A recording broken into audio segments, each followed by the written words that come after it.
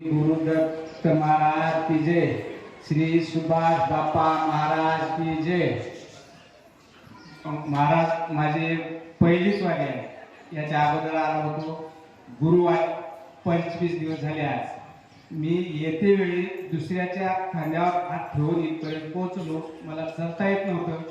दुसऱ्याच्या आधारावर जेमतेम त्यावेळी तुमच्यापर्यंत आलो। समाधीचं दर्शन मला घेणं जमतं। इथून आलो, ज्या दिवशी इथं आलो तेव्हा माझ्या इथे दुखत होतं छाती। म्हणजे 2 एंजिओप्लास्टी झाली एका महिन्यात। पुन्हा गेल्यावर डॉक्टरने सांगितले आता बायपास करावं लागते म्हणून। 2018 मध्ये 2 ॲक्सिडेंट झाले म्हणजे दारू पिणं काहीच नाही, फक्त तंबाखू खात। मग ते डॉक्टरने सांगितले हे पाय कटच करावं लागतं, तुम्हाला चलता येत नाही म्हणून मी दुसऱ्याच्या खांद्यावर हात ठेवून इथपर्यंत आलो। येऊन त्या याच्याजवळ झोपलो। इथं दुखत होतं। मला असं वाटलं की आता इथं दवाखानाही नाही आणि जेमतेम पैसेही खिशात कमीच होते। पण तुमचं नाव घेत इथं झोपलो, रात्रभर झोप लागली। कसं तरी तुमच्याकडे आलो।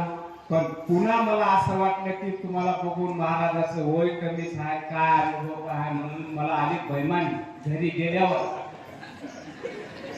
ते काढून बघितलं मी तुमच्याकडे, त्याच्यामध्ये फक्त अनुभव होता।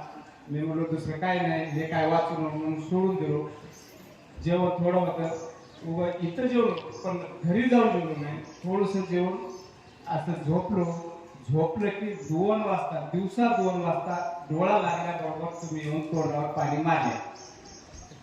त्याच टाइमला उठून फोटो काढून फोटोची पूजा करून दुसऱ्या दिवसापासून आपलं पारायण सारखं ग्रंथाचं 10 किलो वजन वाढलं माझं। आणि येते वेळी स्वतः काठीच्या आधारावर, कोणाचा आधार नाही, काहीच नाही, समाधीचं सुद्धा दर्शन स्वतः घेतो। आणि 6 वर्ष झालं मी महाराष्ट्रामुळं माझी आर्थिक परिस्थिती एवढी बिकट आहे की तिकटापुरते मूग इथून मी तुमच्यापर्यंत आलो, पण मला घरी राहणं शक्यच आहे। चालेल त्या गजरामध्ये